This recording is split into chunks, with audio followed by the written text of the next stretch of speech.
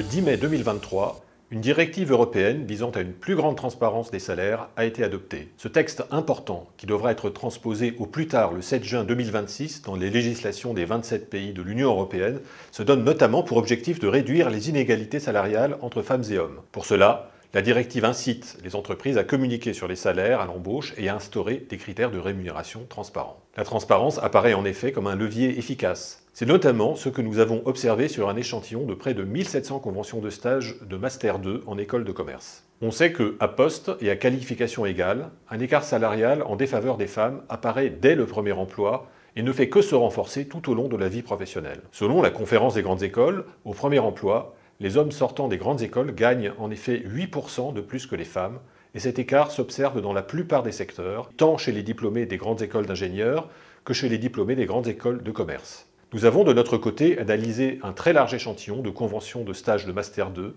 et avons constaté qu'un écart global femmes et hommes existe également à ce stade, ce qui est problématique. Toutefois, cet écart est moindre que pour le premier emploi. Les hommes stagiaires sont en effet payés 4,4% et non pas 8% de plus que les femmes stagiaires au global.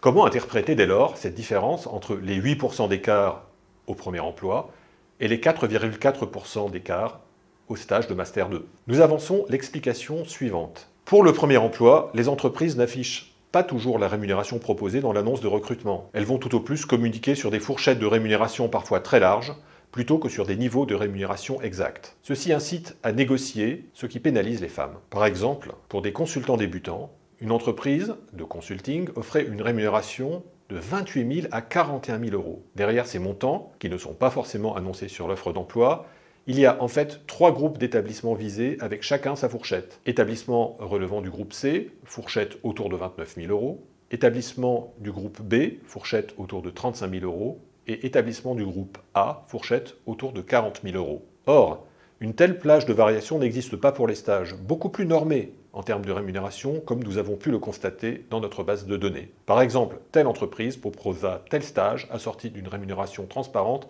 de 1 150 euros mensuels, ni plus ni moins, pour un étudiant de M2. Notre étude montre par conséquent que ce que propose la directive européenne sur la transparence salariale semble pertinent pour réduire les inégalités salariales, à savoir limiter les espaces de négociation, communiquer sur les salaires proposés à l'embauche et avoir des critères et barèmes de rémunération transparents. Reste néanmoins à comprendre pourquoi un écart de rémunération de 4,4% en défaveur des femmes apparaît malgré tout dès le stage de Master 2 lorsque les études ne sont même pas encore terminées. Selon nos données, cet écart n'est pas lié à une différence de traitement entre femmes et hommes, mais est lié au choix de secteurs et de domaines de métiers différents, une proportion plus grande d'hommes effectuant leur stage dans des secteurs et domaines de métiers plus rémunérateurs. Ceci doit amener entreprises et institutions d'enseignement supérieur à réfléchir sur le pourquoi de cette hiérarchisation des secteurs et des métiers.